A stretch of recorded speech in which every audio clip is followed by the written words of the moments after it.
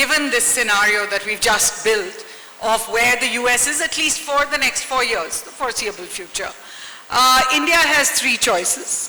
You either give in, just go with whatever America is doing, and or you put up a fight.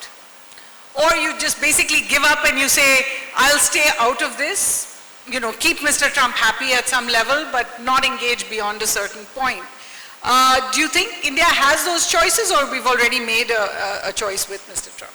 I mean, from what I can understand, and based on the statements which are made by senior ministers in the government, the foreign minister, the minister of commerce, etc., I think they definitely want to make this seem like it's an opportunity, that India should be agile, that we should be willing to see what kinds of openings that we get in order to do things.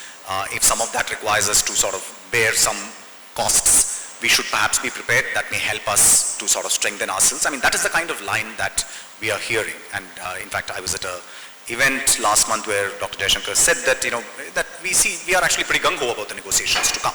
Now, obviously those are talking points, but I still feel that the Indian approach is not one of saying that this is doomsday, that nothing is going to come out of it. I think we are.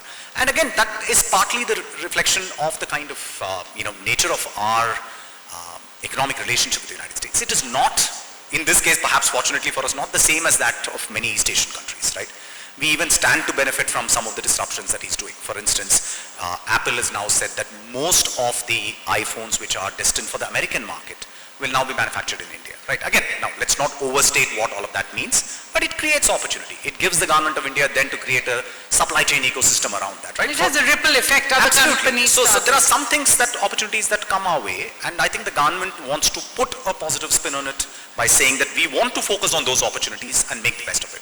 And I don't think that's a bad line, to be honest, because it is not very clear to me what's standing up to the United States at this point of time and saying that. I mean, is the United States going to force us to sort of, buy agricultural stuff from that? Frankly, even without tariffs and stuff, they'll still be priced out of the market. So I think we need to look at what are the baskets of issues that concern us, where we can get some degree of leverage. I mean, we have done an FTA with UK, which was, as you know, going on for years. But suddenly there is a moment, something has come through. So let's hope that we are able to sort of make something out. And I agree with entirely what he says.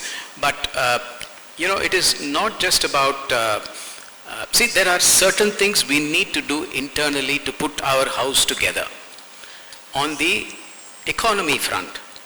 And for example, we ourselves wanted to enhance manufacturing, percentage of manufacturing to the GDP, and actually it came down a little bit.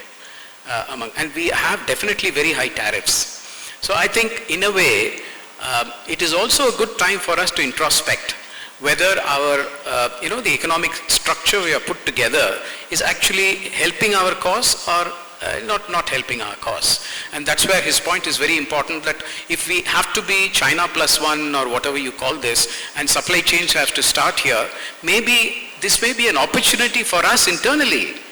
We don't have to be forced. We may as well do it ourselves.